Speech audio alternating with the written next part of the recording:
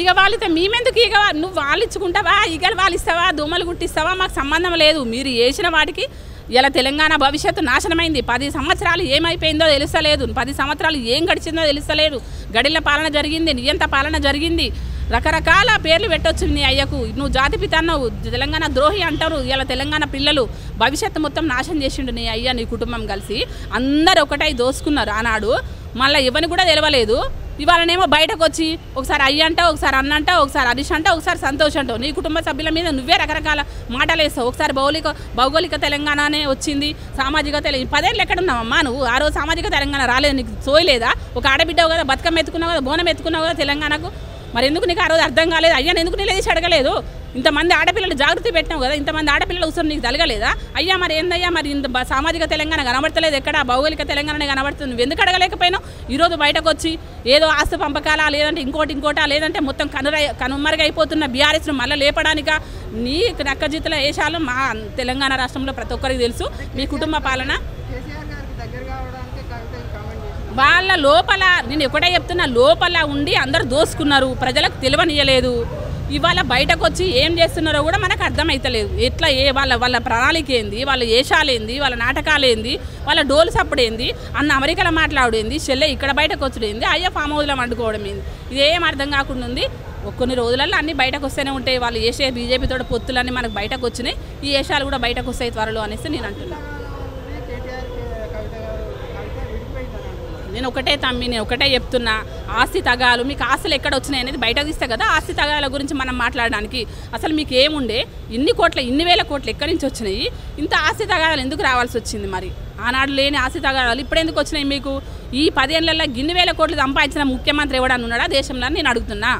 ఏ ముఖ్యమంత్రి పిల్లలకైనా ఇన్ని వేల కోట్లు ఉన్నాయా నేను అడుగుతున్నా దేశం లోపల తొలి ముఖ్యమంత్రి అవినీతి ముఖ్యమంత్రి అంటే నీ అయ్యనే నీ అయ్య చేసిన అక్రమ సంపాదన కోసం ఈరోజు నువ్వు రోడ్డున బట్టలు జింపుకొని తిరుగుతున్నావు కవితమ్మ అని నేను అంటున్నా జాతిపిత ఎవరికి జాతిపిత అండి అసలు జాతికి ఆయన పిత కాదు నీకు పితనే మాకు తెలంగాణకు సంబంధించిన జాతిపితలు ఉన్నారు వాళ్ళని పక్కన పెట్టి నీ అయ్య ఏదో చేద్దాం అనుకున్నాడు కానీ నీ అయ్య తెలంగాణకు పట్టిన శని దరిద్రము ఒక తెలంగాణ పుటలలో తెలంగాణ సంబంధించిన తొలి దశ మలి దశ పుటలలో ఒక 10 ఏళ్ళు 20 ఏళ్ళు 40 ఏళ్ళ తర్వాత నీ అయ్య పేరు అందులో ఏముంటుంది తెలంగాణకు సంబంధించిన ద్రోహి అనే ఉంటుంది పేరు అందులో